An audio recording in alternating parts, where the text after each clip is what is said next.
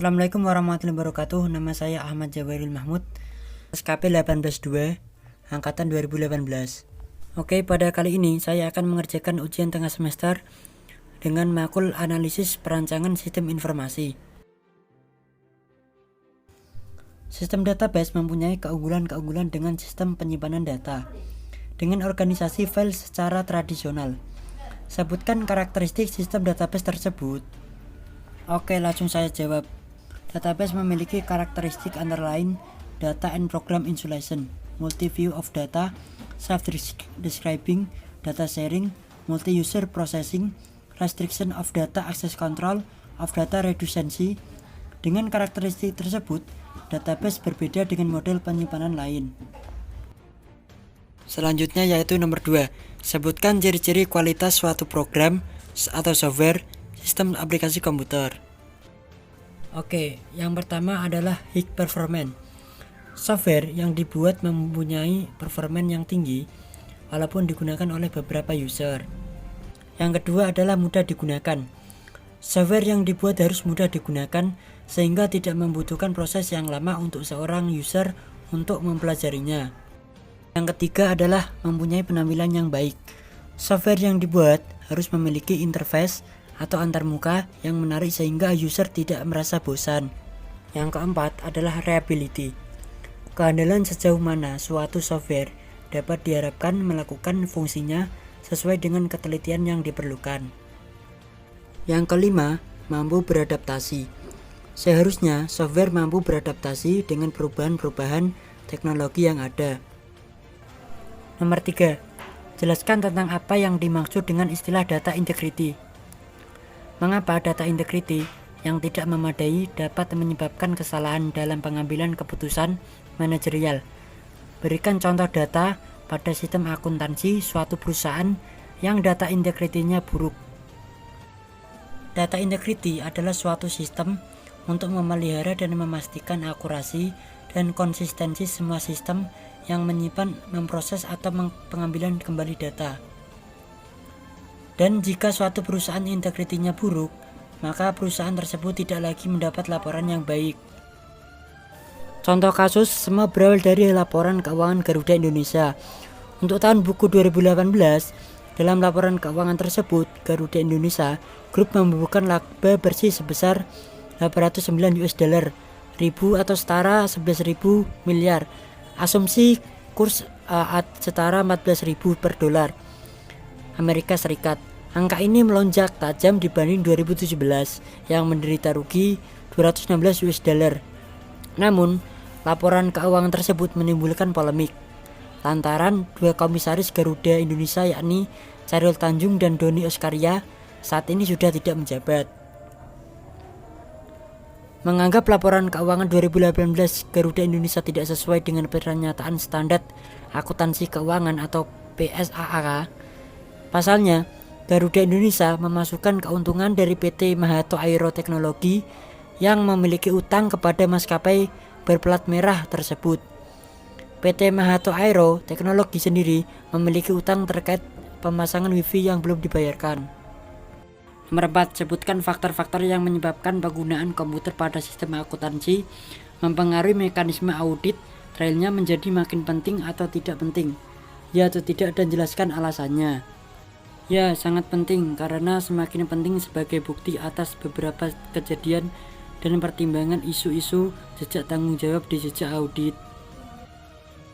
Dan faktor-faktor antara lain adalah 1. Faktor ketersediaan dan kedua faktor kerahasiaan. Menurut R. Weber, sistem pengendalian intern atau SPI terdiri dari pengendalian administrasi, pengendalian akuntansi, dan komputer. Berikan contoh yang menunjukkan A. SPI yang bersifat pengaturan organisasi pada bidang kegiatan akuntansi dan B. SPI yang bersifat pengatur organisasi unit pelayanan teknis komputer. Jawab. A. Pengendalian akuntansi berfungsi untuk keamanan harta perusahaan. Dan B. Pengendalian perangkat keras dan perangkat lunak dirancang dalam komputer untuk mendeteksi kesalahan atau tidak berfungsinya dalam sistem kerja. Nomor 6. Perkembangan peralatan dalam kegiatan pengolahan data akuntansi, khususnya setelah digunakan komputer, sangat berpengaruh dalam cara kerja audit untuk menguji sistem pengendalian intern.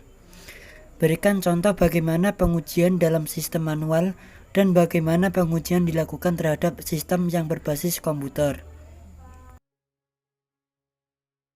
Langsung saya jawab. Pengujian sistem berbasis komputer. 1.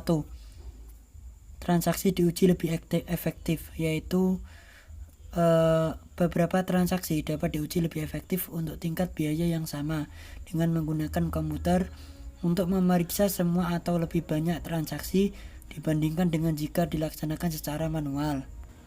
Yang kedua, penerapan prosedur analitik transaksi atau saldo dapat direview, yaitu transaksi atau saldo akun dapat direview dan dicetak laporannya untuk pos-pos yang tidak biasa dengan cara yang lebih efisien dengan menggunakan komputer bila dibandingkan dengan cara manual. Yang ketiga, pengujian TABK lebih efisiensi, yaitu dapat membuat prosedur pengujian substantif tambahan lebih efisien daripada jika auditor meletakkan kepercayaan atas pengendalian dan pengujian yang bersangkutan.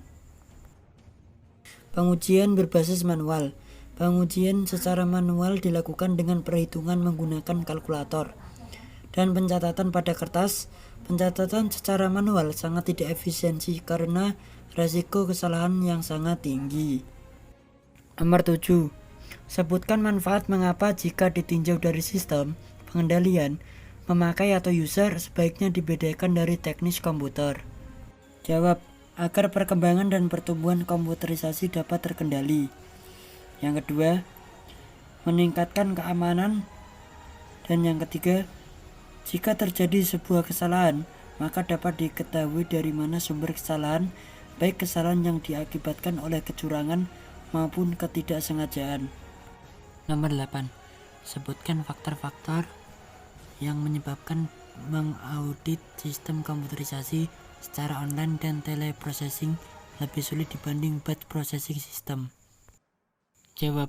Pada batch processing, data dimasukkan dahulu menjadi satu kelompok yang kemudian akan dimasukkan ke dalam database untuk mengupdate master. Sedangkan pada online processing, data yang dimasukkan ke dalam database untuk mengupdate master file, pada saat itu juga kemungkinan terdapat data yang tidak valid masuk ke database. Waktu yang dibutuhkan untuk mengupdate database relatif lebih cepat daripada batch processing. Nomor 9. Sebutkan dan jelaskan hal-hal apa saja yang menjadi perhatian utama auditor pada saat memeriksa atau mengevaluasi kegiatan program development life cycle pada fase perencanaan. Jawabannya adalah 1. Kelayakan operasional, 2. Kelayakan teknis, dan 3. Kelayakan ekonomis. Disebut dengan istilah apa suatu mekanisme untuk melacak data yang diproses dan sangat penting manfaatnya terutama dalam sistem akuntansi berbasis komputer. Disebut SIA. SIA adalah satu-satunya sistem informasi yang bertanggung jawab memenuhi kebutuhan informasi di luar perusahaan, menyediakan informasi untuk seluruh lingkungan kecuali pesaing. Tugas sistem informasi adalah mengumpulkan data, manipulasi data, penyimpanan data, dan menyediakan dokumen. Selanjutnya adalah soal pilihan ganda. Nomor 1. Sasaran atau kriteria quality pada suatu proyek sistem informasi ditetapkan oleh C. Manajer proyek. Nomor 2. Manajer quality assurance seharusnya bertanggung jawab atau melapor kepada C. Kepala Pusat Sistem Informasi. Nomor 3. Staffing fungsi quality assurance seringkali agak sulit karena masalahnya C. Staff quality assurance karirnya terbatas. Bila dijumpai adanya ketidakpatuhan atau compliance failure, QE harus D. Segera memperbaiki kesalahan-kesalahan untuk kepentingan perusahaan. Sekian dari saya, Ahmad Jawairul Mahmud. Wassalamualaikum warahmatullahi wabarakatuh.